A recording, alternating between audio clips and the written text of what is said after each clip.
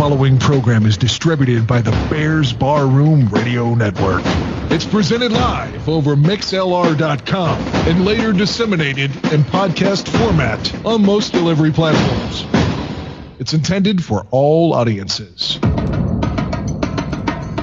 Never before in the history of sports podcast has one show made this promise.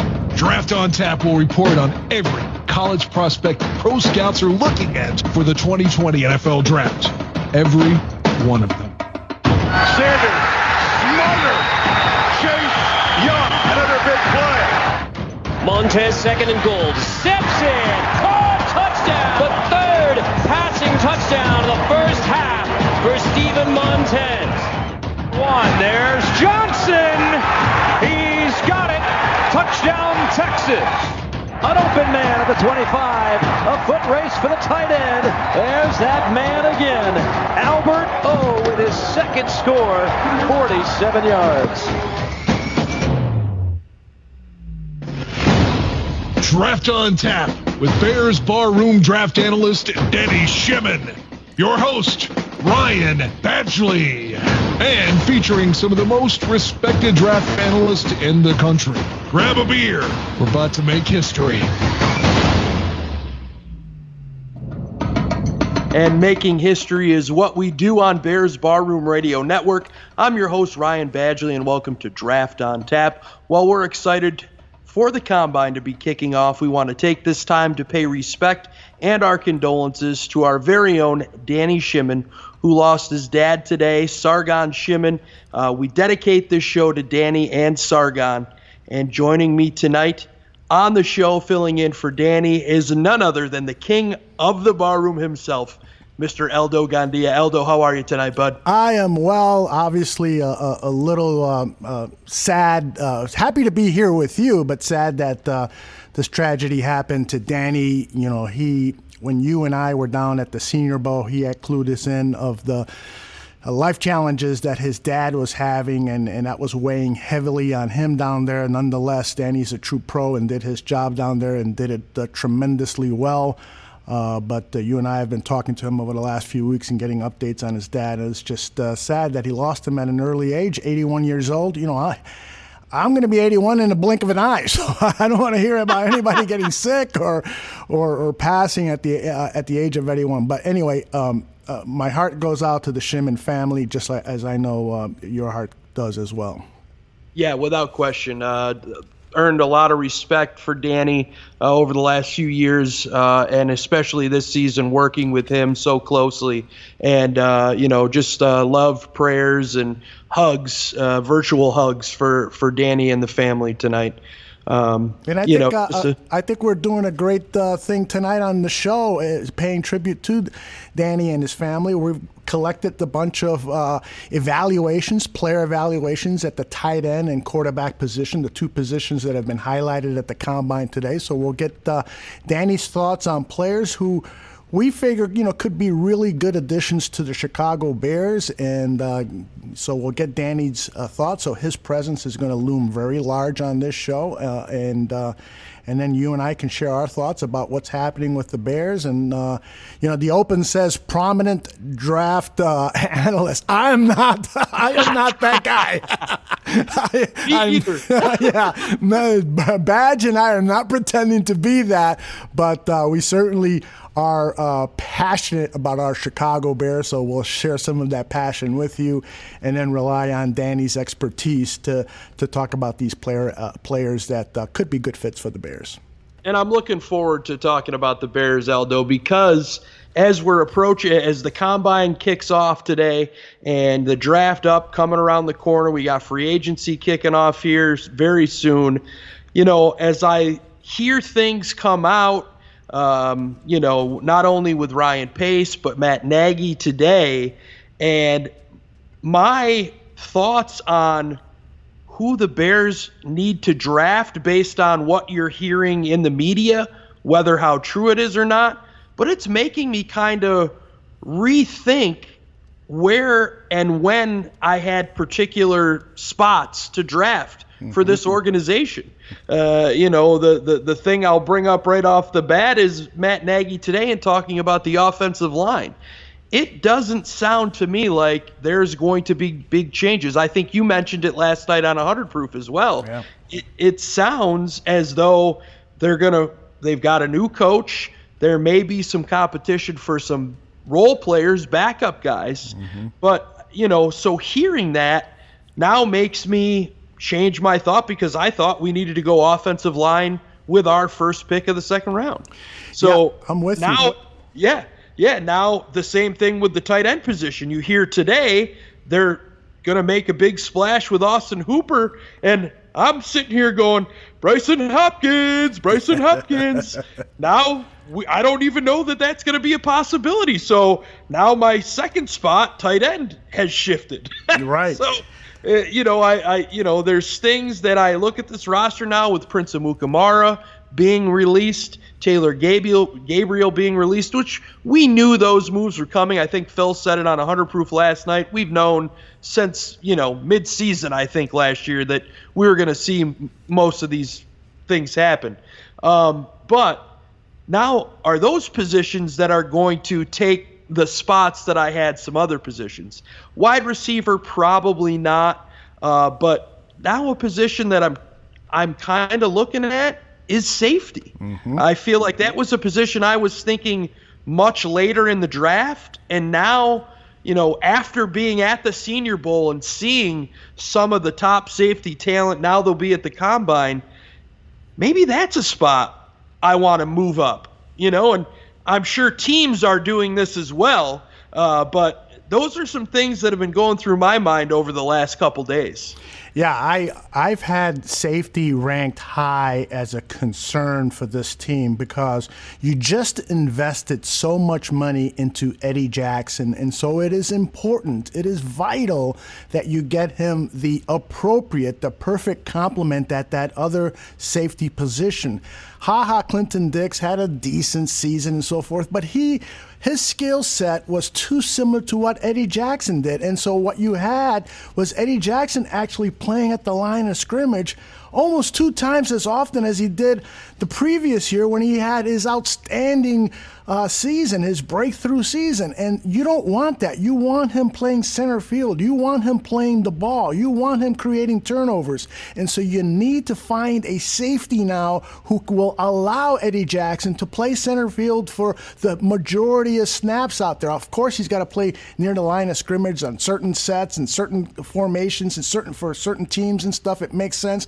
But for the majority of the time, you have got to utilize a player's strengths. And Eddie Jackson is not a great tackler. He's not a box safety. Yeah. He is a center fielder, and he's going to get you the ball, get him a good pass rush, get him a complimentary safety, and Eddie Jackson will be worth every effing penny that you've invested in him in this big contract. So I'm with you. Got to find the right safety, and maybe, just maybe, that safety is available in free agency, and this Austin Hooper talk really isn't going to happen.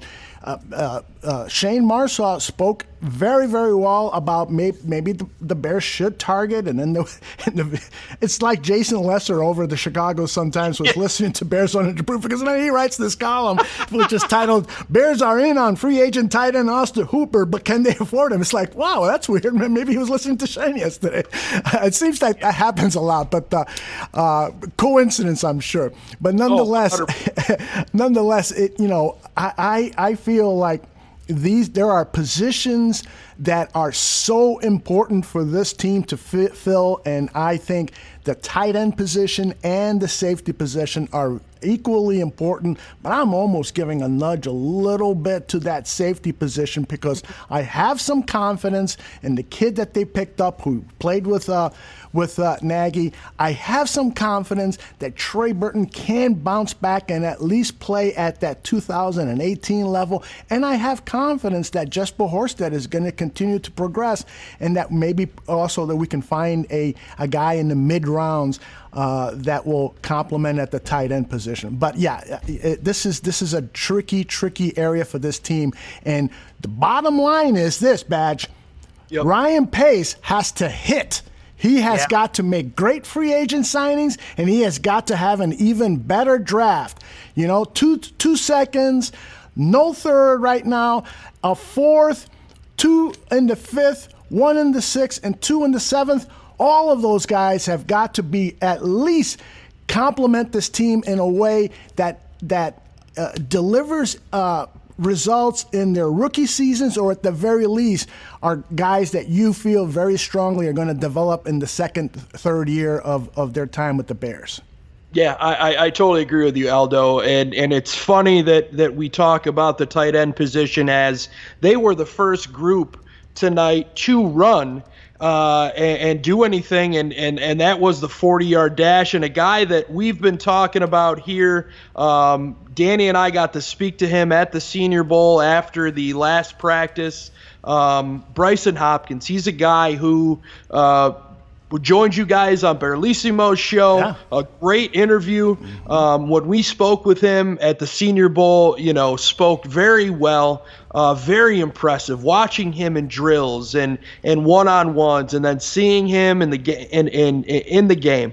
One of the things he talked to us about was his blocking and how he felt that that was something he definitely needed to improve on. A little bit. I know Bellissimo, I'm sure, gave his stats, but we'll give you the official measurements here from the Combine as of today. All right. Comes in at 6'4", 245 pounds, 32 1/8 in the arm length, and 10 1/8 in his hands. And, so far today, he's had a really nice showing today at the Combine. His 40-yard dash, 4.66. I believe he said on Bellissimo if he could get under or at that, he would be very happy. Mm-hmm. So a little over, not too bad. 21 bench press reps, which is very impressive. Yeah. His vertical jump was 33.5 inches. His broad jump was 116 inches. The 3-cone drill was 7.25 seconds, and the 20-yard shuffle was 4.28 seconds. Now, the 60-yard shuffle, I don't know if they haven't done it yet, but I don't have an unofficial time for him or official time for him there. Yeah, and I'm not sure if they are still doing it, but if it's listed on NFL.com, then perhaps it's just something they haven't done yet. And I'm not sure what the value of that is for the tight end position. That would be a question for Danny when we get him back here. Yeah. But yeah, you guys talked to Brycen. What was he like as a person when meeting him face to face, and what was his demeanor like? Super nice guy, very friendly. We walked up to him, hey Brycen, we're with Bears Barroom Radio Network, can we grab an interview with you? Oh, absolutely. Shook our hands. Danny asked him a few questions about working at the Senior Bowl, and then of course I thought Danny was done, and I hit stop on the record just as he asked him if the Bears had spoken to him, which they have. Yeah. I believe he came out yesterday and said that they had spoken to him as That's well. Right. So just a great approach to the game, great approach to us as the media, very comfortable talking to us, friendly, just some of the things that, for my first experience, being down there talking to these players, for that to be the first interview I was a part of, really impressed me. Pretty awesome. And, yeah, it's pretty cool. Pretty cool to be able to talk to him, and now seeing him put the work in and seeing him on TV, doing these drills, it kind of makes you see the kid there, from the practice and going, man, this kid really is as good as he looked live in person. Yeah. Well, this is Danny's evaluation of Brycen Hopkins, and this was back from a Draft on Tap show in mid-November when Danny updated his tight end rankings. He still had Hopkins at number 1. He started the season having him listed at number 1. And frankly, I got a feeling Hopkins is going to be a first-round draft pick, so he may not even be an option for the Bears unless they decide to trade up. But again, this is Danny Shimon on Brycen Hopkins. Yeah, first of all, I love guys that have NFL bloodlines, and his dad is Brad Hopkins, the former Illini offensive lineman, who eventually ended up playing in the NFL. And I love bloodlines, and I love seeing a guy who, after only 1 year as a starter, was voted a team captain. Okay, that tells me he's got maturity and he's got some leadership in only 1 year as a starter. So typically you see guys at 2-3 year starters, get that type of recognition from their teammates. So right off the bat, off the field, he's got some pluses for me. Now, when you look at him, he's about 6'4", 240 pounds. He's got solid size. He's a long-legged move tight end, all right? He's a guy, he's a smooth mover. He's an athlete, a guy who looks like a big, bulked-up wide receiver. He runs very sharp, clean routes for me. He's got a solid get-off at the snap. He can accelerate into his routes quickly. So he's got the explosiveness, the athletic ability to get off the line of scrimmage and into his routes. I like the way he stems and gets defenders to open up their hips to create separation, showing to me that he's got a knack for uncovering against tight coverage. His speed and athletic ability, we've already talked about, that creates mismatches and problems against the linebackers and defensive backs. He's got the ability to threaten that seam we just talked about. He's got the ability to attack both the flats and over the middle. His ability to catch the ball and quickly turn upfield. He won't dilly-dally around. He's not going to go lateral. He's not going to try and shake. He catches the ball and he uses that quickness, the explosiveness to go and hit it upfield and get as many yards as he can. His abilities, to me, can make average quarterbacks look good. So that's how much I'm high on Brycen Hopkins. Good hands catcher. Just shows that he's a natural, pass catcher. Can catch without breaking stride. He can adjust very well to the fly of the ball over his shoulders. Again, if you're making plays downfield, a lot of times you got to be able to adjust to that ball. It's not going to be a perfect throw every single time. He demonstrates terrific tracking and concentration instincts for me. In terms of blocker, he's a good effort blocker, and I have air quotes here when I say effort blocker. He's not a guy that can sit there and maintain his ground against those big, 290 to 300 pound defensive end, but he's a guy that he's functional. He can sustain his blocks. He's capable in terms of an inline blocker to kind of maintain position and like we talked about earlier, stay in between the defender and the quarterback, or the defender and the ball carrier. He's better blocking on the move. That's where he uses his athletic ability, his feet, his hips to be able to cut into the gaps and be able to seal off and block off defensive ends. He's aggressive reaching his second level run fits, meaning that he'll get off the line, get into a second level, find the linebacker or find the man in his zone and seal him off or block him off and give the running back possibly a lane to get through behind him. So those are the things that I look for. And again, is a guy that's got that big playability. Last year, 2018, he led Purdue averaging 17.1 yards a catch, only making 4 starts. Okay, so this is a kid that whenever he's got the ball in his hands, he's got big play potential. So that's one of the things that I really caught my eye when I was scouting him, and something that I really like about Hopkins. That's Danny Shimon on Brycen Hopkins, and I've got another soundbite here because Danny talked about Hopkins' hands and that he had good hands, but he did have 8 drops in 2019. I think a lot of those came late in the season.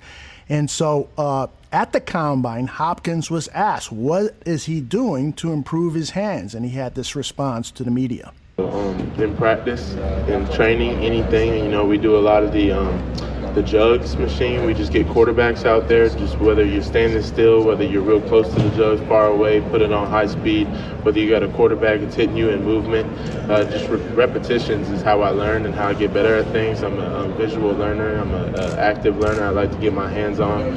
So just repetition, just keep going through the motions, keep catching that ball, focus on keeping my eyes on it until it's in my hands and tucking it in and not thinking about what I'm going to do with the ball before it even gets to me, so don't get too excited. Just work on securing the catch.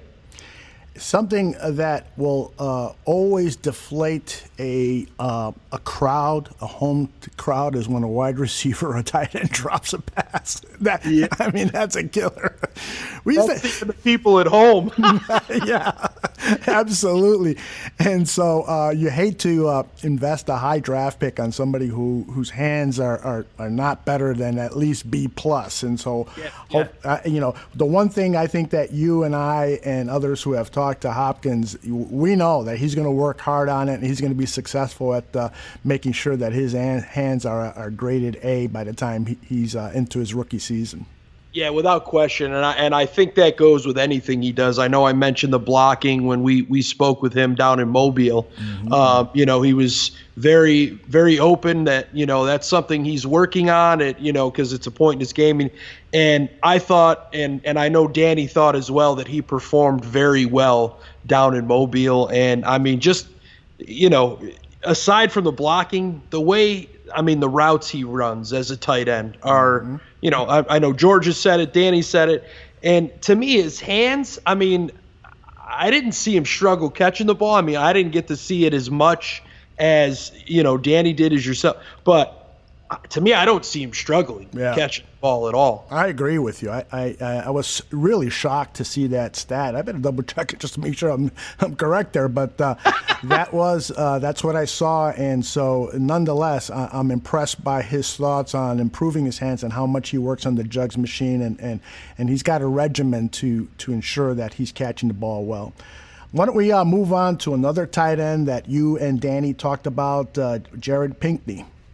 Yeah, so Pinkney, 6'4", 257 pounds, 32 7/8 inches on the arms, and 10.5-inch hands. Not a good start so far at the combine for him. For the 40, came in at 4.96 seconds. But he has 23 reps on the bench press, so a good performance there. So far, those are the only two numbers that NFL.com has up for us on Pinkney. So, it's 40-yard dash. Now, that could be his first run, being that, they've only got these two unofficial results so far for him. I'm sorry to interrupt. What I saw on social media is that he was running like molasses. So, no kidding. Yeah, not good reviews on his running. Very disappointing, I think. But he's a big guy, and so you probably shouldn't expect that he's going to burn the field. But those are definitely disappointing numbers. At his size, Aldo, this could be your inline blocking tight end. Absolutely. That you use in the red zone on maybe an out route or, something, in the middle of the end zone. Mm-hmm. But, definitely I don't think he's going to be, burning seam routes for any team that takes their chance on Pinkney. Absolutely. Let's see what Danny said about Pinkney back in November. The production, you see it's down. Last year, he had 50 receptions for 774 yards, averaging almost 16 yards a reception with 7 touchdowns. This year, you just read off his numbers. There's a lack of production, and I contribute that to the inconsistency play at quarterback. His quarterback last year, Kyle Shermer, is now the backup in KC. So he's gone on. He's moved on to the NFL. So some of the inconsistencies at quarterback, I believe, has led to some of his the lack of production for Jared Pinkney. But if you take a look at his overall body of work, while at Vanderbilt, he's a 3-year starter.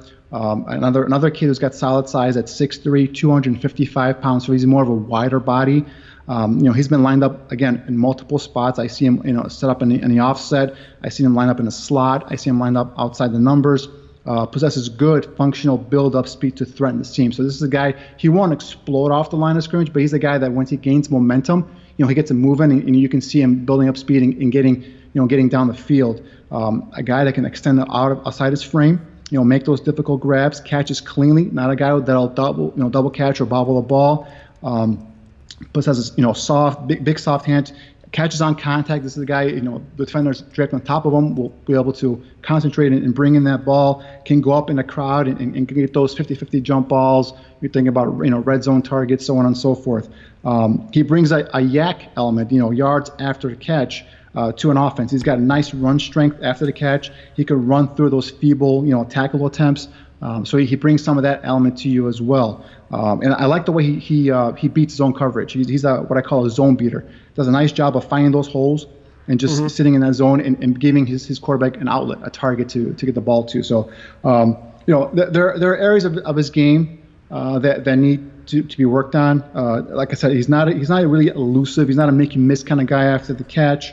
He's more of a wide body tight end, not necessarily a deep threat guy, but he's a guy that'll be functional within the intermediate routes of the offense. So anything within the middle, thing in the flat. So, and he's a, in terms of, like I said, hands catcher, he's going to be developed into a weapon, in my opinion, when you project him to the next level.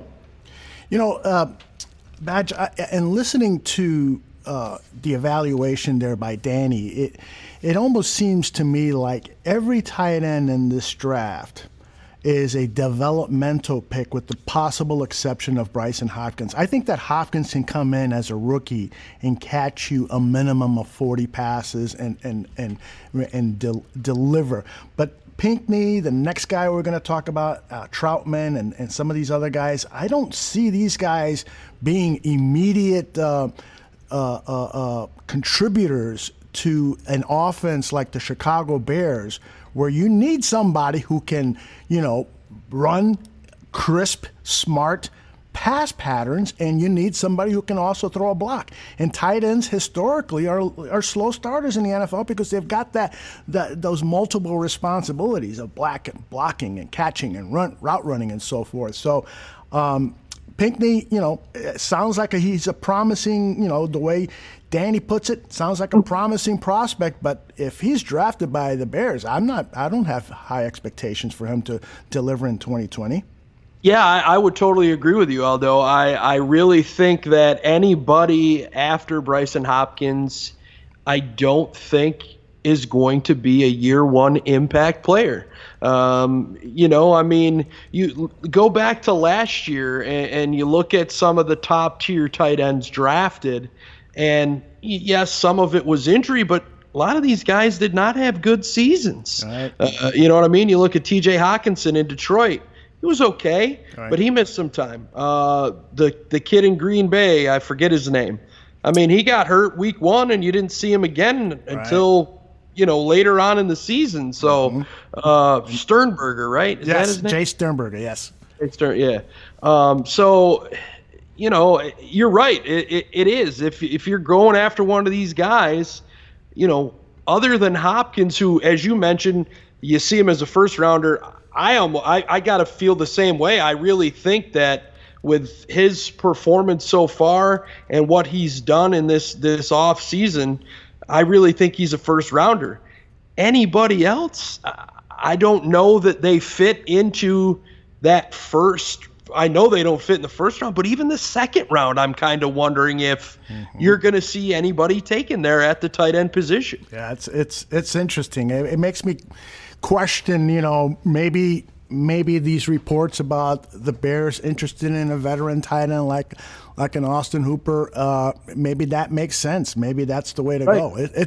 I'm telling you, Ryan Pace really has a job. He was talking about, we don't have as much cap space in the past, but we don't have as many needs as what? What are you talking about? You need depth at the offensive line. You need a right guard at the offensive line. Yep. You need a tight end who could come in and contribute immediately. Maybe you pick that up with that Demontre guy or whatever his name is.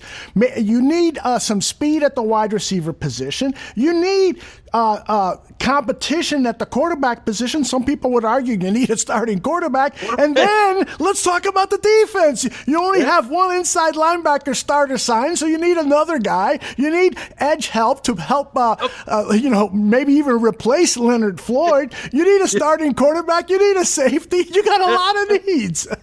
Yeah, I did not understand that comment in any way, shape, or form, especially with the fact that, and the funny thing, Aldo, is we're having this conversation, and now none of us know what they've discussed, Absolutely. Talked about what's in the pipeline. Let's say they go out and make that splash and go after an Austin Hooper. Let's say they go out. I saw something today where somebody's talking about Phillip Rivers coming in and mentoring Mitch.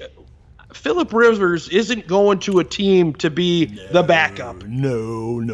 That guy is competitive. He's never been known to help his own teammates. He's out for himself. He's a very, very competitive, has a huge ego. I don't think he's the kind of guy that's going to come in here and mentor anybody. And I don't want him throwing footballs at Soldier Field with that wind and that weak-ass delivery of his. No, Rivers. No. Yeah. So it'll be interesting. I try not to read too much into the press conferences. I try to, sit back, listen, take it in before, I post something on Twitter and, and it's like, wait, why did I say that? It's hard to say. I mean, you look at Ryan Pace's draft history in the first round.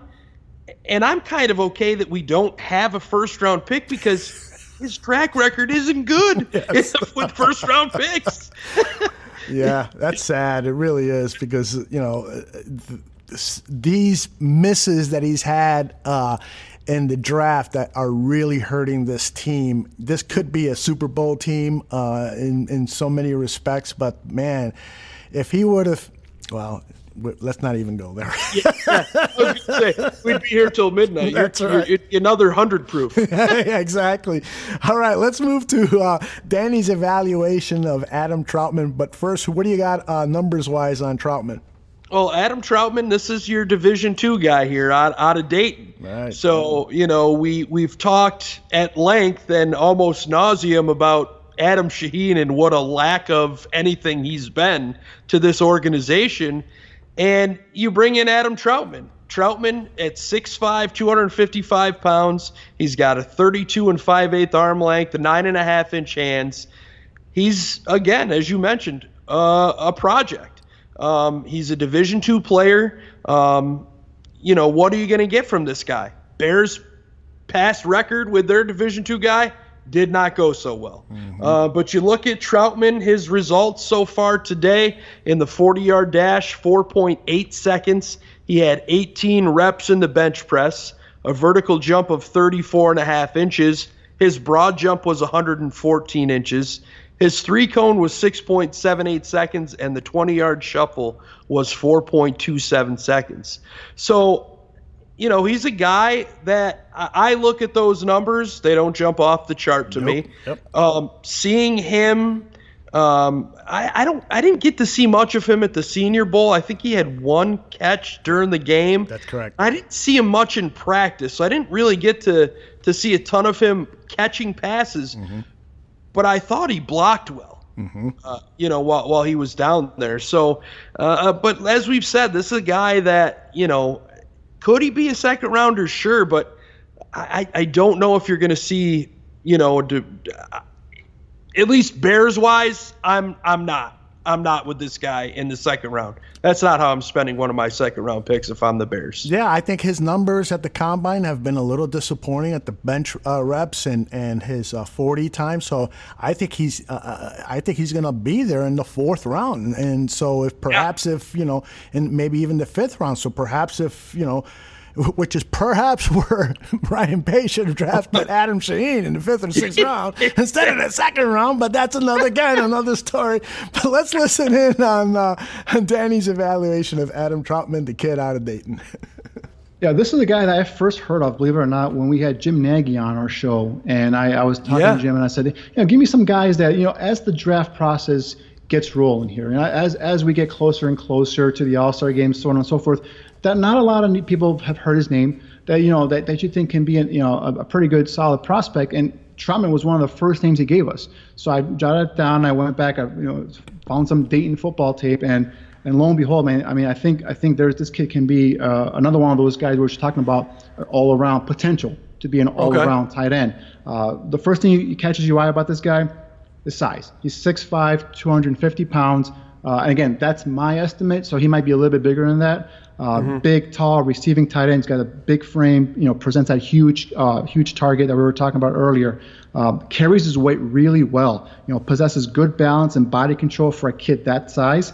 He's got enough speed when you couple it with his size to threaten the seam downfield. Now, what I mean by that is he understands how to use his frame and physicality to create subtle separation. This is not a guy that's going to blaze a 4.5, 4.6 40 for you at the combine, but he uses that size along with that length, to be able to make himself a weapon downfield. He's got athletic hands. He can catch off his frame.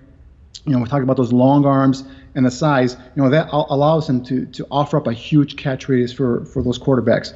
In tight coverage, he has shown the ability to go up and make a catch over defenders, demonstrating concentration skills and toughness. So, again, not a guy that's going to use his athletic ability per se to create separation downfield, but he can use his size. He knows how to use his size, some of the physicality to be able to create subtle separation, be able to be a threat, be someone that go up and make a play on a football. In terms of toughness, I mean, this kid lowers his shoulder and will deliver a blow after the catch. He's not a guy that's shy away from contact at all. A high effort player as a blocker. So this is a guy that'll extend his arms, he'll keep his legs churning, and can effectively seal off at the edge. And I've seen him pin down defensive ends. I think this is a kid, again, with added strength, could develop into a pretty good inline blocker. And the one thing I love about him, when it comes to his blocking, he'll block to the whistle. I love guys that will just continue blocking to the whistle, that'll finish their blocks. And I don't know. I forgot. I was jotting it down in his notes on how many pancake blocks I saw him make. Not necessarily just at the line of scrimmage, but getting to this next level. He'll latch onto a linebacker and he'll drive him into the ground. I love seeing that, and that shows me toughness. A competitive drive from a kid. Sure. But that size. He's not just relying on that size to be a player. He's trying to become an overall football player. And like I said, that's why he's got a chance. Again, Division II school, Dane is not going to come in and light the world on fire, I don't think, initially. Right. But he's a guy, you put him in your system, you develop him. He's got the traits, the physical traits to be able to become a weapon downfield, and you make him a tougher, more reliable blocker, and you got yourself a all-around tight end there. Got to tell you one thing about Trautman that impressed me down at the Senior Bowl, and that's just talking to the guy.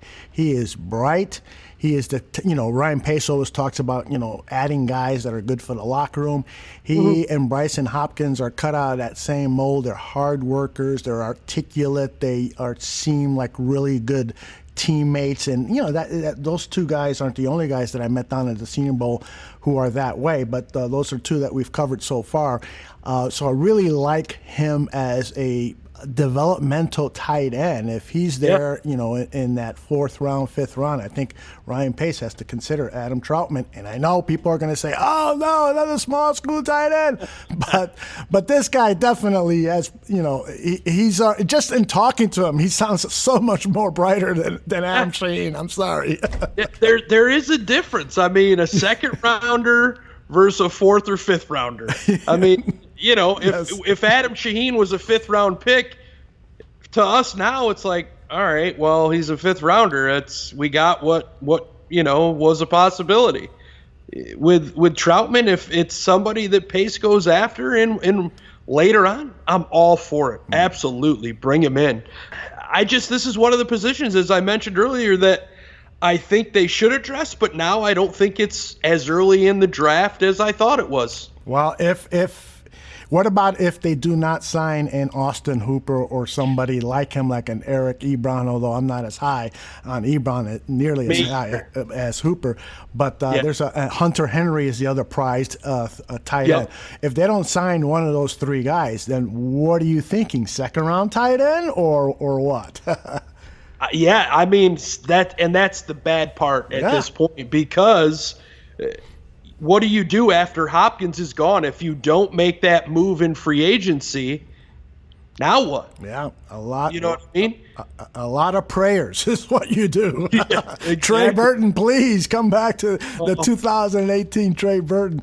Hey, let's move on to the next tight end, and I'm going to let you say his name. I knew that was coming, because I knew if you were going to say it, you were going to butcher it, so I'm just going to butcher it just as bad. So it's Albert Okwuegbunam. That's better than I would have. I'm sticking with Albert O. I'm good with Albert O. But Albert O, I mean, he's a guy right at this point in time. He's only got one result at the combine so far, but he's 6'5", 258 pounds, 34 1/8 inch arms, and 10 1/4 inch hands. He ran a 4.49 40-yard dash. Nice. That kind of surprised me. Yeah. But this is a guy, you hear it in the opening of our show. One of his highlights, 3 touchdown game. Mm-hmm. Albert O is a guy, I know Danny, really, really liked Albert O. And this is a guy who, another possibility, late round, somebody you can add to the roster, good height, good weight, good size. obviously by our sound from the beginning of our show, can catch the ball, and I think he's an okay blocker. Well, we'll see if these numbers that he's putting up at the Combine might make him a day 2 selection somewhere in the 2nd or 3rd round. Let's go back to November and see how much Danny Shimon likes Albert O. Oops, I pressed the wrong button. Let's press this one instead, and that should get us. One thing about this guy, he looks the part, dude. 6'4", 250 pound. He presents a big target. This guy dwarfs defensive backs. He possesses those long arms, that big frame you look for. We were just talking about. As a freshman, this guy tore up the SEC. As a freshman, led the SEC in 11 receiving touchdowns. So he came in and really made an impression right away. Another guy that you can line up at the Y position, which is the inline blocking tight end position, or you can split them out wide. You can put them in a slot. You can put them out by the numbers. He uses his physicality to create separation. He's a guy that can post up in the red zone. So again, we're talking about a guy who's going to be a threat, potentially a threat in the one-on-one matchups in the red zone. Solid movement skills in terms of foot speed and agility for a guy that big. He's not going to be an explosive kid, but he's a guy that, for that size, moves pretty well down the field. He has soft hands, demonstrated the ability to catch through contact and adjust to the throw, which is very critical. Back shoulder throws, being able to, if a ball's behind him, be able to kind of turn and extend away from his body and reel in the catch. So he's shown that ability. Does a nice job of looking the ball in nicely over his shoulder. So I seen him run a couple of wheel routes down the sideline. The ball was thrown out right in front of him. He ran underneath it, caught it real nicely. So it looks like a natural pass-catching big man there for a tight end. Like I said, potential to be an effective inline blocker. He can hold his own at the line of scrimmage. So when you see him blocking, no one's bullying him around. No one's pushing him 5 yards back into the backfield. But as long as he extends his arms and he uses his core strength to be able to maintain as his leverage. So so he's got potential there. Another one of those guys we talked about. In the right coaching and technique-wise, could develop into a nice all-around tight end for you. Now, some of the things that has him number 4 on my list instead of number 1. I think he needs added play strength. It's got to get a little bit more stronger. Like I said, just to continue to develop as a blocker and be more prevalent at the point of contact. He's a looper off the line of scrimmage. He's not a guy that doesn't have a smooth release into his route. So that's something that probably can coach up. I'm guessing. Have a tight end coach kind of work on his release there at the line of scrimmage. Again, not an explosive athlete. He's not a guy that's he shows some tight hipness or hip tightness, I should say. He's not a guy that's going to pop out of his breaks. Not a guy who's going to make you juke or is going to make a guy miss down the field. So there's limitations in his game, but again, we're talking about a guy who's got the potential with the pass catching ability, the hands, the ability to adjust to the poorly thrown balls, and develop into in terms of his blocking, develop into an all around tight end. Again, no one here that I'm rating as high as I had Fant last year, but definitely a guy I could see. You take him in the 3rd round, a guy you could probably develop. A guy I really kind of looked at him and I had kind of flashbacks was, I don't know if you guys remember Austin Seferian-Jenkins. I believe he went in the 2nd round. I want to say Tampa took him in the 2nd round. I think he had more success with the Jets than he did with his first team. But a guy who developed into a nice, reliable tight end, nice pass. Didn't have a great career, but he's a guy that developed into a good pass catching tight end. Who could also give you something in terms of as a blocker. So that's something like where I see Albert O at or developing into that. So that was my comp for him. Good stuff from Danny Shimon there on Albert O. Let's move on to the next player on the list here. It's Harrison Bryant. What do you got on Bryant? Yeah, Bryant out of FAU, 6'5", 243 pounds, 30 and 5/8 inch arms, 9.5 inch hands. So far at the Combine, a 4.73 40-yard dash, 13 reps on the bench press, a 32.5 inch vertical jump. His broad jump was 110 inches, the 3-cone drill 7.41 seconds, and a 20-yard shuttle at 4.37 seconds. So not bad numbers for Bryant. Yeah, not bad at all. That shuttle time at 4.37 puts him 4th place behind Trautman, Hopkins, and Josiah you say Deguara? Deguara, I think, yeah. Much better than I did. Let's go to Danny's evaluation of Harrison Bryant. He's got a narrow frame, slender build, looking more like a wide receiver, a bulked up wide receiver, a fluid mover, a guy who can get to his top speed quickly. Good release quickness off the line of scrimmage. This guy sinks his hips and he accelerates at the top of his routes to create some of that separation. He has a feel for coverage. This is a guy that does a nice job of finding those soft spots in those zones and making himself available for his quarterback. Creates mismatches in the slot with his length and his speed, especially when you're matching him up versus linebackers in man coverage. Tracks the ball nicely over his shoulders, like we talked about with Albert O. And that guy, if you're going to be a downfield threat, you're going to be able to make those downfield over-the-shoulder catches. Catches the ball in stride. And I'm not a guy that has to stop or anything to be able to catch a ball. He's got terrific, reliable hands. He can extend away and pluck the ball out of the air. He's competitive, a runner after the catch, utilizing his foot speed to out-angle and outrun defenders. He's tough and competitive. This is a guy that will pop pads as a lead blocker, escorting running backs through the hole. So he's not going to shy away from contact. And he's a willing, trying blocker. So he's a guy that will give effort. There are some guys that they know, they want nothing to do with blocking. They're just going to go out there and just put their hands on a guy, and then if they get pushed out of the way, they get pushed out of the way. Bryant, what he does is, he'll always give you effort. He might not stand, he might not be able to, maintain his ground, but at least he'll give you effort. And he's, I've seen a couple times where he was pushed off and he just got back up and came back at the defender again. You want to see that. The guy knows he can't physically stand up to this guy, to his opponent, but you know what? He's not just going to go down like that. He's going to get up and he's going to fight. He's going to continue to try, like we talked about earlier, get in between the defender and the ball carrier or the quarterback. So that's competitive toughness for me, and I like seeing that.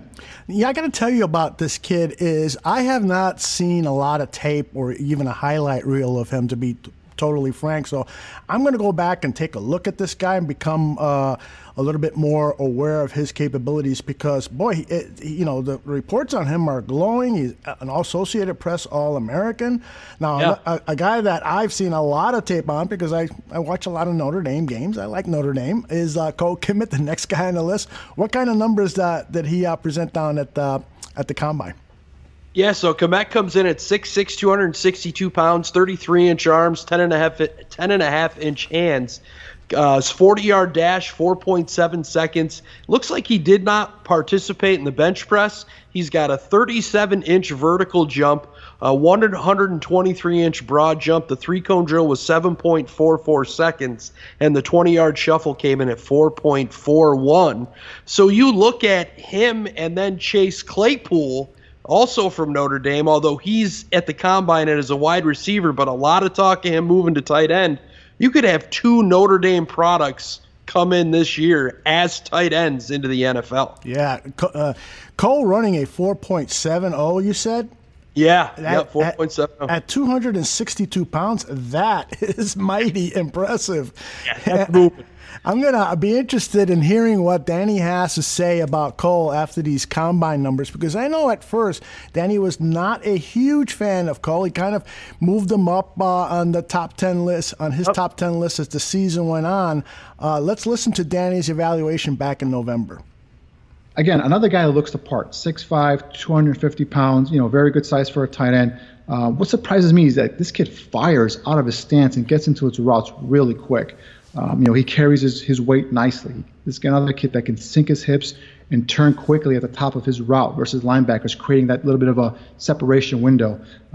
Solid hands and hand-eye coordination. The guy possesses long arms, so he's got that reach. Another one who provides that big target, for a quarterback down the middle of the field.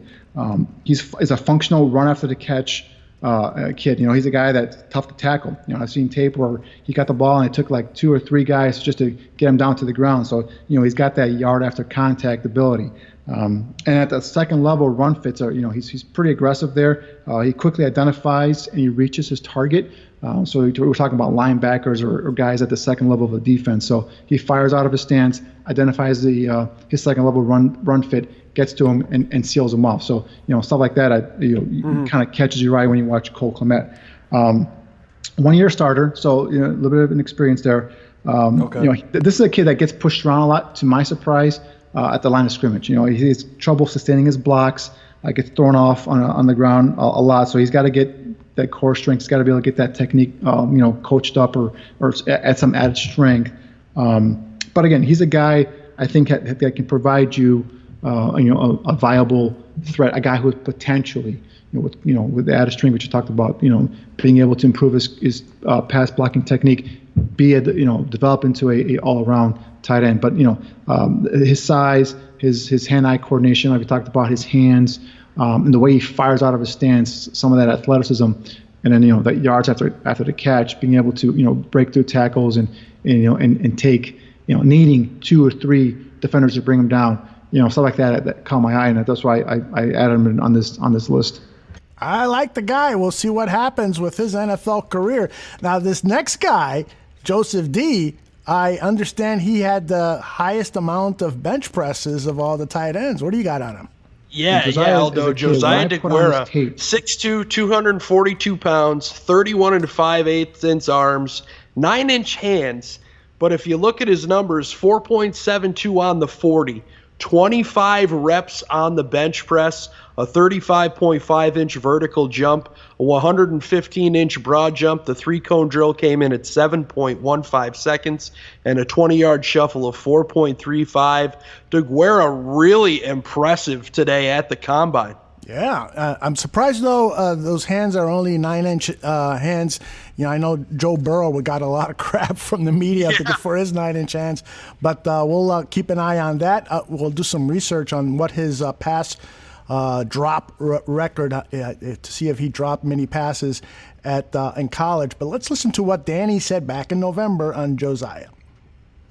And Josiah is a kid. When I put on his tape, actually, I was watching his teammate, Michael Warren, the running back, and Josiah caught my eye. I looked at this kid. I'm like, what is it? Size-wise, he's about 6'2", 238 pounds. So he's one of those smaller-sized tight ends, if you will. But he's an athletic kid. This is a guy that he's an easy mover with those oily hips I've talked about in the past. Guys who can easily change directions. He displays quickness, agility, balance, and body control. He's got an easy get off at the line of scrimmage, and he gets into his routes quickly. He's stressing those defenders right away as soon as the ball is snapped. Natural hands catcher, catches in stride, and adjusts very well to the flight of the football. This is the guy that has got that speed, again, to threaten not only the seam, but he can also threaten every level of the defense. All right, he's good at setting up defensive backs and creating separation out of his breaks. So he's not a guy that's going to be some of the other guys we talked about using their physicality, using their body to be able to, make plays. He's a guy that actually can create separation with his athletic ability, his speed, and his quickness. He can make the first tackle or miss, so he's got some elusiveness in the open field. He's a highly competitive kid. This is one where I was watching a tape and I forgot who they were playing, but the quarterback basically Cincinnati was in the red zone. The quarterback threw an interception. The corner who picked the ball off had nothing but green grass in front of him, and he's racing down the line. And here comes Josiah from the opposite side of the field, sprints all the way down about 50 or 60 yards down the field and tackles this kid. Came out of nowhere. So that's kind of stuff that I catch and I jot down because, again, we're talking about football character, talking about competitive toughness.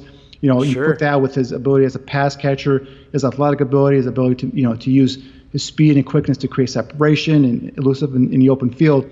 This is where I'm talking about. You take these kids, see what they do well, and you project them to the next level. And I can see a coach or offensive coordinator saying, "Hey, give me this kid's competitiveness, give me his athletic ability. Yeah, I know he's only 6'2", about 240 pounds, but you know what? I'll get the ball in his hands in space, and I'll make sure he's effective for us on offense." Sounds like an intriguing prospect, huh?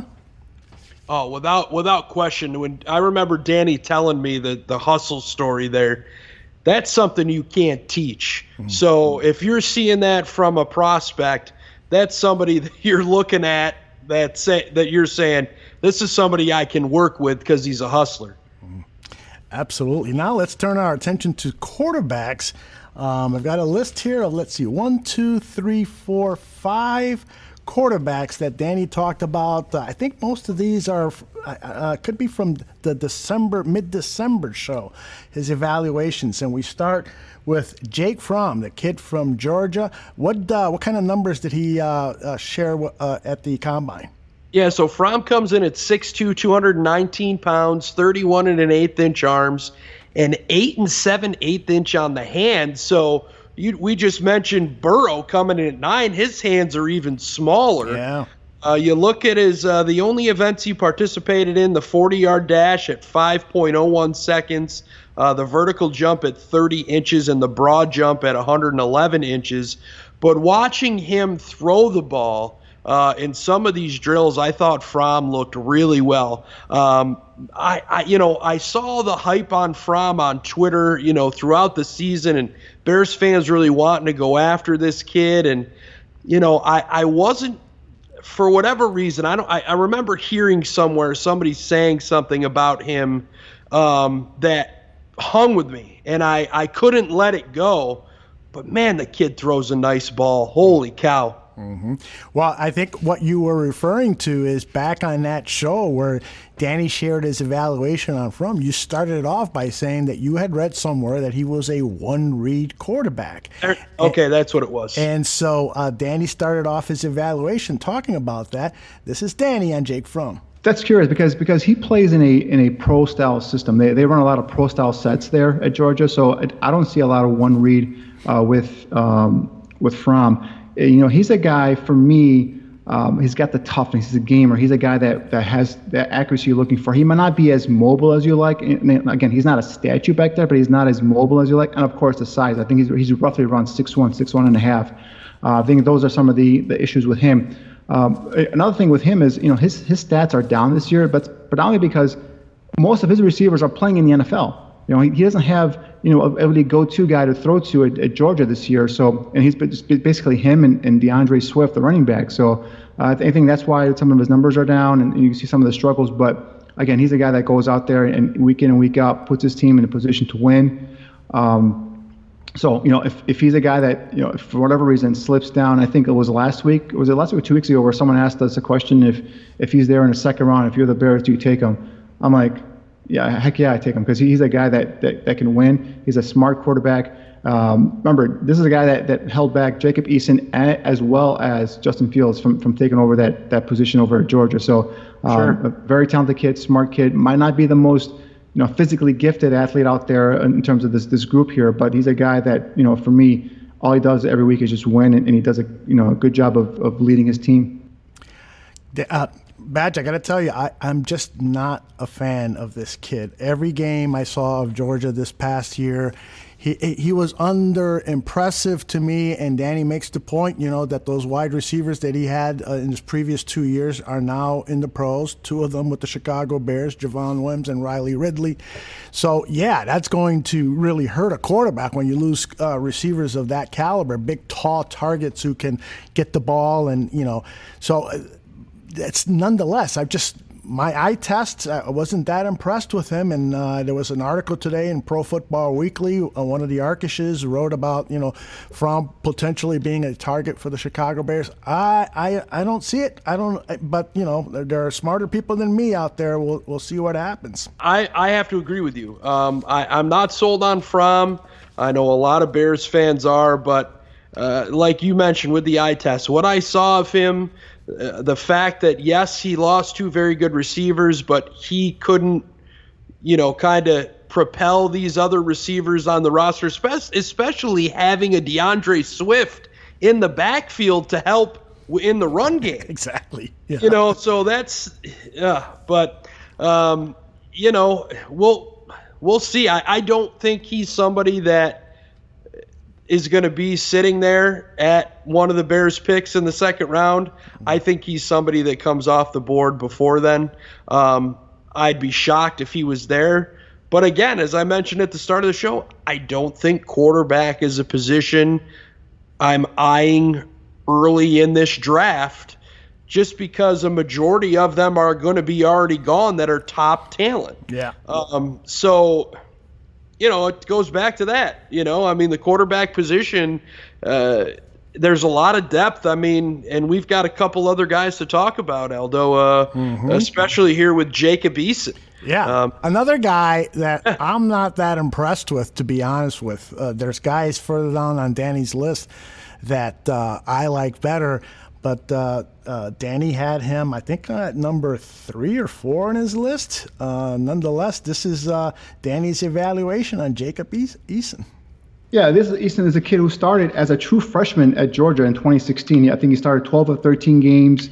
I think Georgia was 8-5. They even had a Liberty Bowl victory there. So I think he threw for over 2,400 yards, 16 touchdowns, and 8 interceptions. However, this next season, he got hurt in that season opener, and then that's where Jake Fromm kind of took over, and that's where it kind of ended there for Jacob Eason. So this is his first year starting for at Washington. And the thing about him is, one thing you notice right away, excellent size. The guy is 6'5", 225 pounds. He looks the part. He's got active feet in the pocket for a guy that big. Okay, what I mean by that is he's never just stationary in the pocket. He's got those feet. He's got him moving. He's ready to release the ball at any minute. Outstanding arm talent. This guy can drive it through a tight window and those tight seams. But he also can throw with touch and accuracy from the pocket. So that's what I want to see with this guy, is be able to stand back there, stand tall, and throw it downfield with that touch and accuracy. He can manipulate his arm and throwing platform and alter his release point. So this is a guy, for a guy that big, he's not just a stature back there. He can move around a little bit, and if he has to, change the arm angle of his throw as well. So for a guy that, think of like Matthew Stafford, something like that. Sure. That kind of size, that kind of arm talent, being able to kind of sidewind the ball, and think of like a shortstop or a pitcher throwing those, 3-quarter releases. He can do stuff like that. He's got good awareness, and he's got good feel in the pocket. He's got can maneuver, he can spin out of pressure, he can find those throwing lanes. He showed to me some solid accuracy. The ball gets on his receivers quickly, and again, this is a guy who can lead receivers away from coverage. How many times have we seen a quarterback throw a receiver into danger, into harm's way, by throwing it, not anticipating that safety coming across or that defensive back coming across, and lo and behold, ball gets there, so does the defensive back, and the receiver ends up taking a huge hit to the ribs or the head or whatnot. So that's why it's very important for me when I see quarterbacks throw receivers away from coverage, throw them open. And he's done that. I've seen him go through that. He's taken snaps under center. A lot of these college quarterbacks don't do that nowadays. Jake Fromm does that. Ellinger's done a little bit of it, but they're predominantly all shotgun. Now, the NFL has gone shotgun predominantly as well. However, there are times where you're in goal line situations where there's times where you might have to get under center, and the fact that he's done it in college is important. I note that. I take that down into consideration. He's gone through full field progressions. He's not a guy that's been limited or asked to only read half the field. He's a guy that they say, all right, you got 3 or 4 weapons out here. I want you to go full field. I want you to find the best, go through your progressions 1, 2, 3, and 4. So he does that stuff as well. Now, he's got some bad habits, and again, this is his second really full season starting, going back to his first year at Georgia. So he doesn't have a habit of staring down his receiver. So he'll stare, wait, because he has that arm talent. And you see a lot with guys with those big arms. They'll just wait for that receiver to come open. They'll try and zing it in there. What's happening though is while you're waiting, the defensive back is also reading your eyes, and lo and behold, they jump that route. And while studying his tape, he's thrown a couple of pick sixes because of that, because he's been able just to sit there and stare down a receiver, and lo and behold, the defender jumps the route, picks it off, and it's going for a pick six. This is a kid that, although he's got active feet in the pocket, he's not real mobile. He's not a guy that's going to be using his his legs to get those big first downs for you. So while he's not a statue, I don't want to call him a statue back there. He's not a guy that you'll be expecting him to use his legs to gain those yards for you. So those are some of the things that looking at Eason that I've kind of noted down as being things he could probably work on. But just talk about size, arm talent, ability to go through a full field progression, and some of that accuracy downfield. It's pretty impressive. And at one point, he got off to such a hot start that watching him, his first couple of games, I was like, this guy's showing top of the first round, first overall pick type of talent. That's how good he was. It's tailed off a little bit since then, but still that body, that arm strength. He might have the strongest arm in the draft. I mean, I haven't gone through all of them yet, but he's got a pretty solid arm strength there. I think what has happened to Jacob Eason since Danny filed that report is that his stock has dropped some. And I'm looking at Twitter and just to see how he's done in the combine. And of course, it's always game tape that's going to drive the decision for scouts and GMs on where a guy is drafted. But the reports on Twitter is that he has been inaccurate at the combine, so that's going to sway some people at least. Sure. We'll see where he drops down. Any thoughts on Eason before we move to Hurts? I feel like he does throw a nice deep ball. But what I saw, I watched it live. Accuracy a little off. He overthrew one receiver going to the right side of the field on the right hash, and then I think he hit one and then was off a little further downfield on the next one. So he's not an athletic guy. Danny had him at 6'5". The NFL has him at 6'6", 231 pounds. So he's put on a little weight. Not that that's a bad thing. Decent size for a quarterback, as Danny said. But his hands are 9.5 inches for a guy that's 6'6". Yeah, that's weird. So kind of shocking to me. Eason is a type of guy. I don't think he's a guy you're going to see drafted in the first or second round. I think he's a later round prospect. Would he be there for the Bears later, maybe with that conditional fourth rounder? Possibly, but I could see him maybe third round coming off draft boards. Yeah, I would agree with that. And if this next guy is available in the third round, then I'm going to encourage Ryan Pace to move into the third round and pick Jalen Hurts. I'm a fan of his. I know a lot of people are saying, you're nuts, the guy sucks. But I believe that this guy has potential. I'm not saying he's going to come in 2020 to any NFL team and play well right away, but I just love what I see about him, and I love the potential. Let's see what Danny said about Jalen Hurts back in November. I had him in my preseason top 10, and a lot of people asked me, why would you put Jalen Hurts in there? And I was just curious because of what Lincoln Riley does at Oklahoma in that system, and lo and behold, he's done the same thing here with Jalen Hurts. Hurts, size-wise, he's right at that threshold for me. He's about 6'1", 6'1.5". But he's another guy who's a dual threat. He's a guy that has shown the ability now to be able to read coverages, to be able to throw the ball downfield, throw it, anticipation and timing, which is something that I didn't see at Alabama, to be honest with you. If I saw it, it wasn't consistent enough for me. But now he's out there, he's doing it here with Oklahoma. Again, those passing windows are wide. I mean, the receivers are typically wide open. It's a great system that Lincoln Riley runs there in Oklahoma. So, I bumped him up to number 7 overall for me from number 10. I think in the eyes of scouts in the NFL, he's moving up as well. How far up? I don't want to guess. I don't even tend to want to think about that right now. But he's got 24 touchdowns and 4 interceptions. That to me is impressive. Even though some of those throws are pretty easy throws, but he has made some difficult downfield anticipatory throws, getting guys, when they're covered, throwing it on them to an area where only the receiver can make the play on the ball. And that's the kind of stuff that when I see him now at Oklahoma, that's what he was doing at Alabama. He wasn't doing that kind of stuff at Alabama. Plus, he's a dual threat quarterback. He's a guy that can use his legs, and if you're doing RPOs, you're doing anything else with him, he's a guy that can possess that extra or give you that extra element on offense as well. So definitely a guy that's moving up. How far up has he gone in terms of the scouts' eyes and all that stuff? It's yet to be determined. But definitely a guy who is probably going to be an undrafted free agent or like a late day 3 guy to now definitely day 1, day 2 guy. I think it's shocking where he was with Alabama to where he is now. It's night and day. Like I said, the guy went from possibly being an undrafted free agent to now a guy who could be a possible second round pick. That is unbelievable, and I got to tell you another thing here. I pulled a clip of Jalen Hurts. This was just posted by NFL.com on their YouTube channel. I encourage everybody to go maybe type in Mariucci Jalen Hurts, and this video should pop up. It's about 5 minutes long, but I just pulled about 30 seconds of it. It's Hurts at the whiteboard with Steve Mariucci. There, he shows him a play, and then Hurts goes out there and very, very impressively goes through the play again, describes everything that the receiver should do and what he should be looking for.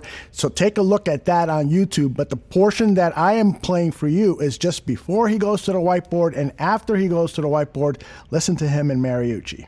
How different was the offense in Oklahoma versus your offense in Alabama? Very different. Very different. Very different, and both were very effective. I'm able to adjust and adapt to whatever it is my coach is trying to do, the different coaching styles, whatever they present. Where do you rank yourself in this quarterback draft class? I think I'm one of a kind. Being able to use my athleticism in the pocket when needed, and get freaky in open field when I have to as well. Excuse me, get freaky? Get freaky. I don't know that. What does that mean? Yeah? It's like the it factor. You're only going to work as a quarterback in the combine, right? I'm a quarterback. You've lined up at receiver before. I'm a quarterback. I love his attitude. Hey, I asked him that same question. I phrased it like, some people are saying, that perhaps you should work out at other positions. He gave me the death stare. He didn't do that in Mariucci. He kind of smiled and then said, I'm a quarterback. But he gave me the same answer, but it was with a totally different facial expression. This is the guy, Aldo, who at the start of the season, I did not expect to be having conversations right now about him. Yeah. And then going down to Mobile, and not only, what I saw of him, I wasn't, I didn't come away going, oh my gosh, this guy's. You're right. But in the game, he had no help. I mean, he was in the game. The tackles it was like they weren't there. Yeah, they left on. Yeah. But the thing that stood out to me most, Aldo, was after practice on Thursday, there was a group of probably 20 kids chomping at the bit to see Jalen Hurts. And he made it a point to go out and speak to these young kids, have a picture taken with them. And that shows me a guy with high character. Yep. And he's talking the talk and walking the walk. And then the other thing that impressed me is now practice is over. He grabbed 2 receivers and started throwing to them. They had to tell him, hey, you can't do that now. So he's a tireless worker. How he is as a person, he just seems like a great guy. And this is a guy who I totally agree with Danny. I don't think he makes it out of the first round. I totally agreed with you when you said if he is there when the Bears pick in the second round, I want them to take him. Mm-hmm. When I was thinking quarterback, I was right there with you. I definitely think this is a guy, if a team gets and he can sit behind somebody, I think he's going to be a great player. I really do. Well, and I want to add one other thing about his character and his practice week at the Senior Bowl, because you're right. He did not practice particularly well at the Senior Bowl. It wasn't terrible, but it didn't do anything that went wow. And a lot of people don't know this, is that his grandfather was laid to rest that week, and he made the decision, and he said, because my grandfather would have wanted me to be here and practice, he knew this was my dream. I chose to be here. But that's going to weigh on a guy who was close to his grandfather and so forth. So, sometimes you got to take those things into account, particularly if you are made aware of them. And the media found out about that, and it was reported. The next guy that Danny is going to talk about is Jordan Love. You got numbers on Mr. Love? I do. So his 40-yard dash, 4.74 seconds. The vertical jump at 35.5. And his broad jump was 118 inches. He comes in at 6'4", 224 pounds with a 32 and 5/8 arm length and 10.5-inch hands.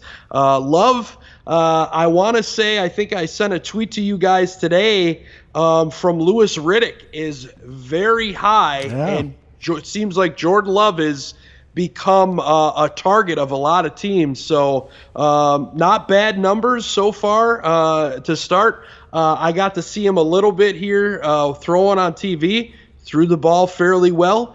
Was a guy I wasn't too sure of when the season started, but he's kind of grown on me a little bit, Aldo. I'm with you. I'm with you 110%. I had the same feeling about him. I kind of, even when I saw him at the Senior Bowl, I was kind of, but he's grown on me in ways, the more the highlight reels, again, I don't study tape like Draft Dr. Phil and Danny Shimon. I look at the highlight reels and I read up a lot on these guys. There's something about this guy that tells me he's got vast potential, and Louis Riddick, is one of those guys whose opinions I trust. He's not Matt Miller. I'm going to say this about Louis Riddick. If the Bears falter and Ryan Pace is fired, that better be my next GM. Oh, I like that. I like your thinking there. All right, this is Danny's evaluation on Jordan Love. Yeah, Love hasn't had that great of a season. Again, another kid that lost a lot of his primary playmakers on offense, and he's tended to struggle. There's games where he makes those wild throws, those wild moments, and then there's some bonehead decisions in terms of throwing it into coverage, or staring down a receiver and throwing it right to a defender. So as you mentioned, he's got 12 interceptions right now, which is not something that I like. However, his traits are, in my opinion, have the ability to be special. He's got the size, he's got an arm strength, he's got the ability to be a dual threat quarterback as well, and he's got a quick release. So this is a guy that I think trait-wise, scouts will still love him, and I think NFL coaches are gonna get into his tape and say, I can work with this kid. He might, initially beginning of the season, I had him touted as possibly a late first round pick. I think because of some of the bad habits he's fallen into this season, he might be dropping out of the first round, maybe even maybe out of the second round. Who knows? But just based on his traits alone, he's a guy that I think some coaching staff or a couple coaching staffs are going to say, all right, give me this kid. I can work with him. I can take all that talent and I can that lump of clay and make it and mold it into an NFL quarterback. And like I said, quick release, arm strength, athletic ability, be able to be a dual threat quarterback.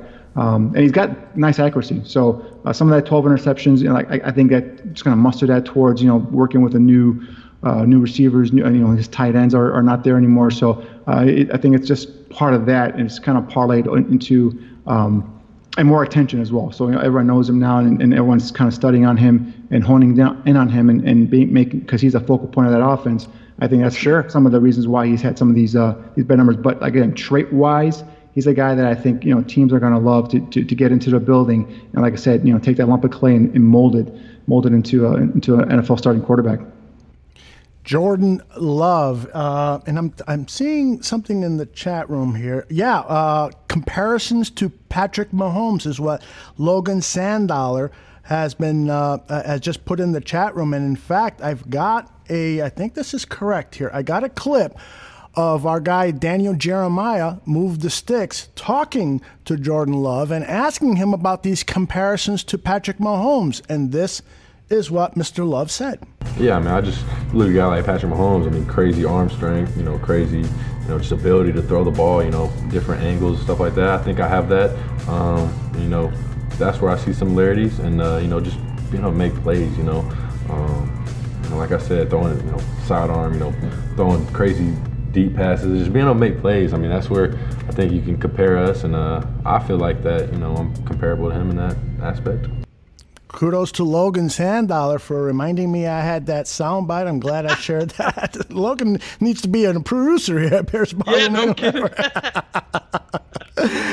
All right, this next guy. I'm sorry, did you have a thought on Love before we move on to Gordon?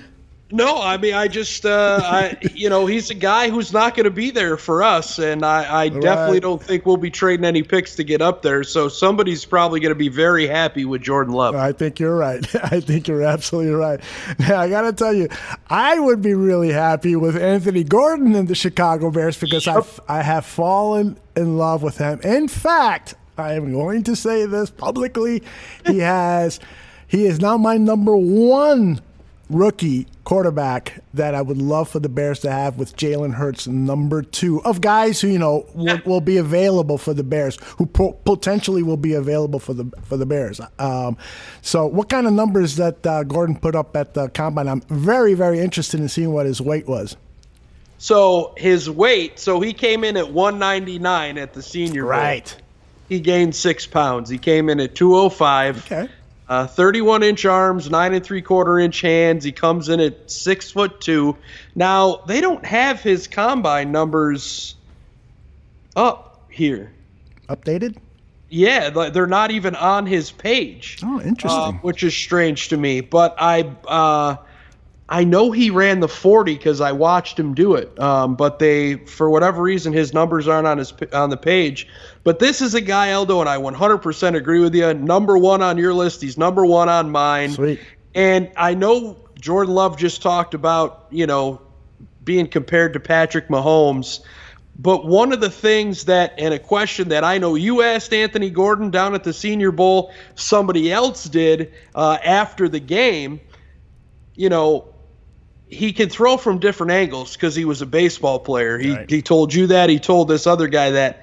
And the touchdown pass he threw in the Senior Bowl, that was thrown at a different angle, and that's really what swung me. Because Danny was talking about this guy all year, and I'm like, I don't know. I mean, he's a 1-year starter. Yep. He's in a passing offense that, it's meant to throw the balls, this, that, and the other thing.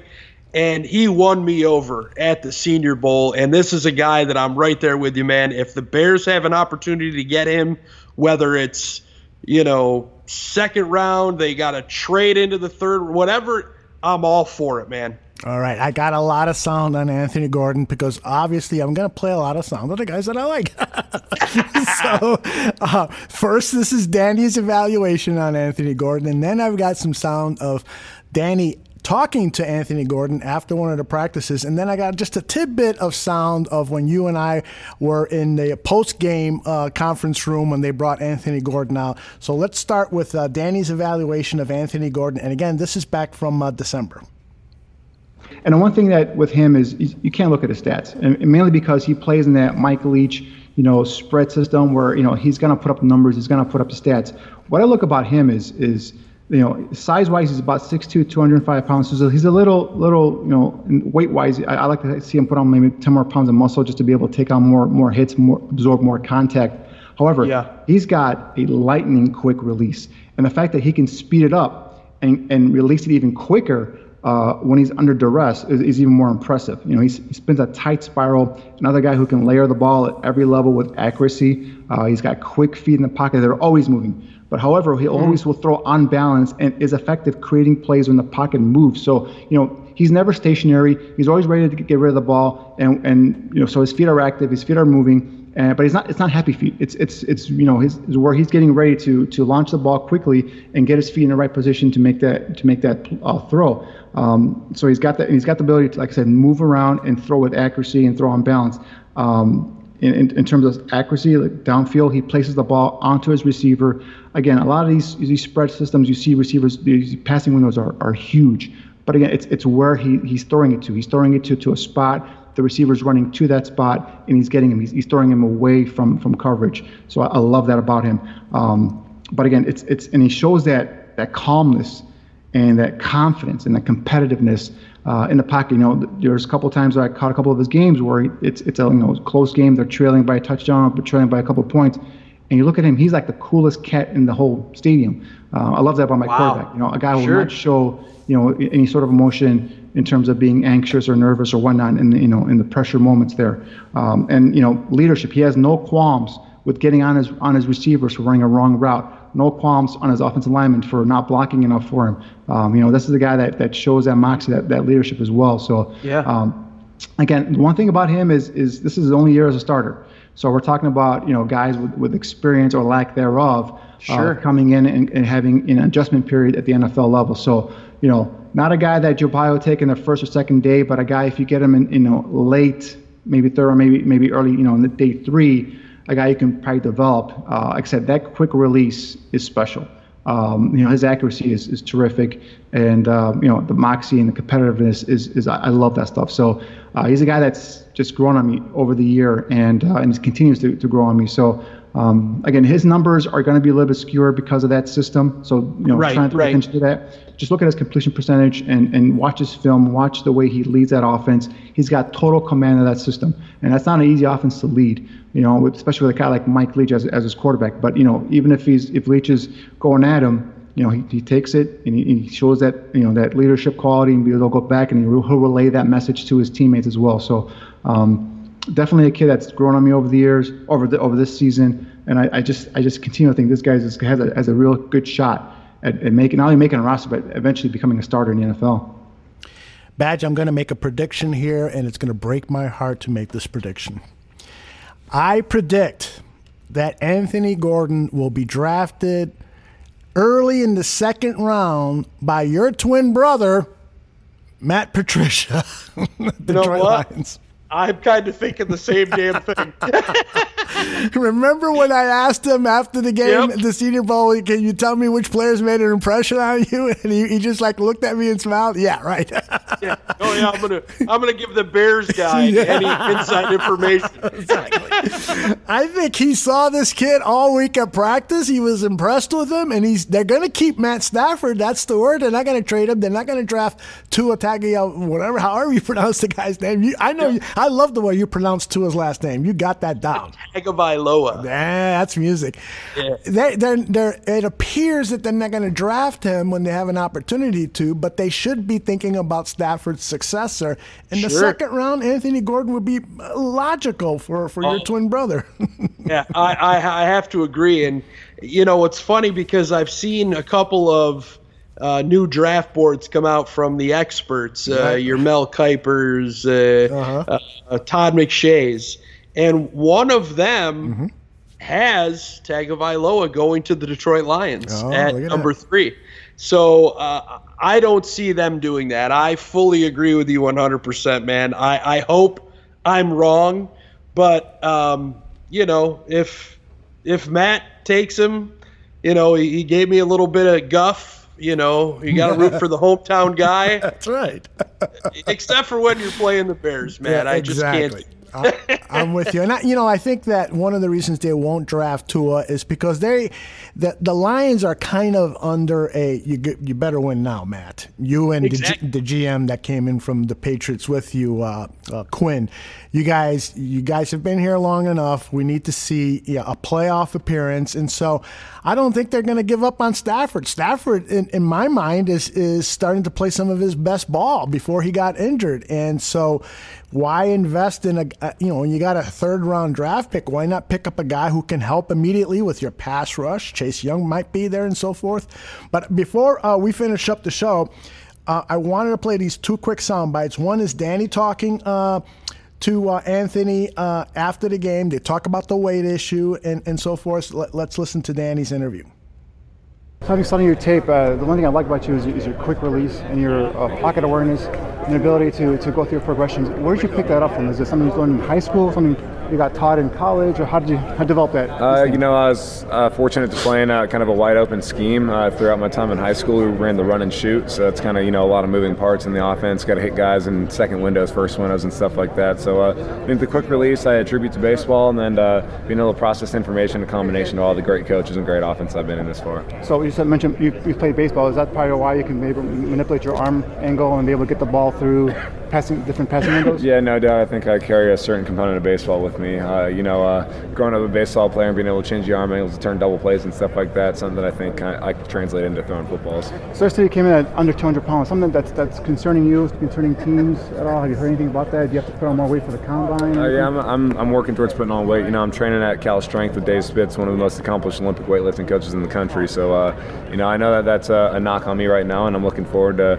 putting on the weight and, putting that question to rest come combine time. Is there a target you're looking at number-wise? 210, 215 probably. Want to add some lean muscle and make sure that it's good weight and not just some bad weight, So he missed his target. You said he was at 206, correct? 205. 205. He gained 6 pounds, so he was at 199 at the combine, and he's now 205. Well, the one good thing is that, he was targeting to add lean muscle as opposed to, you can go to an Italian restaurant and gain 10 pounds on one good meal. So he's doing it the smart way. And there's the guy we talked about, Jalen Hurts having that it factor. This guy has that it factor too. This is him after the game. You and I were listening to him as he's surrounded by reporters. He was asked, "What do you bring to a team?" And I love this response. I'm a competitor. First and foremost, I love competing.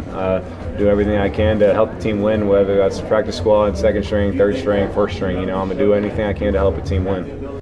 I love that response. Yeah. Yep. This guy is a winner. I mean, that's what he is. We talked about it with Jalen Hurts. I feel the same for this guy. And how funny is it? It's the two guys that everybody's kind of got the question marks at the quarterback position in this draft. You know what I mean? The names that, you look at Gordon put up huge numbers. Hurts, he's been a guy who came from Alabama, went to Oklahoma. In Alabama, he wasn't much of a thrower. At Oklahoma, all of a sudden, he's a thrower. And it's these two guys that I think could pan out to be the two best quarterbacks out of this draft class. Yeah, I'm with you, man. I am totally with you. Yeah. This is so exciting. This is Shane says this is Christmas season for us football fans, and it is. We got free agency coming up in less than 3 weeks. We got the NFL draft coming in April, and we don't have a first-round draft pick, and that hurts, but we got 2 seconds. And I wanted to ask you this question before we sign off. We know that Pace has this, style of acquiring players during the draft. If he sees somebody he likes, he's going to trade assets to move up. Do you advise him? I mean, if there is a guy in the middle or late first round, do you advise him dumping those 2 second rounders and making that move? Or do you think he should, keep those 2 second rounders and if anything, maybe trade down and add a third rounder? I thought about this a little bit today, and I thought, is there any sort of move that if I were Ryan Pace that would want me to try to get back up into the first round to get any player? And to me, not only giving up those second round picks, you're probably going to have to give up something else from next year to go up and get a player of that caliber, and that might be a first rounder. And I think I would avoid that at all costs. I'm okay moving around, after the third round, if you're moving up, back, whatever, to get a guy. But I just don't think this is the year for the Bears to try jumping up into the first round. I just don't think there's anybody there that I'm willing to take that risk for. I'm with you there. I'm with you. I am, Danny will tell you he wants as many draft assets as possible.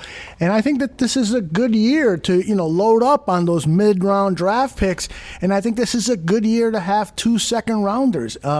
So there's a lot of intriguing talent. And if we know anything about Ryan Pace, is that he seems to get more hits in the middle rounds than he does in the first round. So I couldn't have said it better myself, brother. I mean, he's been a miss in those first kind of 2 rounds, and later on, he's got some big hits. But what a fantastic show, Aldo. We were able to talk the scouting combine and lots of great Bears draft and free agent possibilities we touched on as well.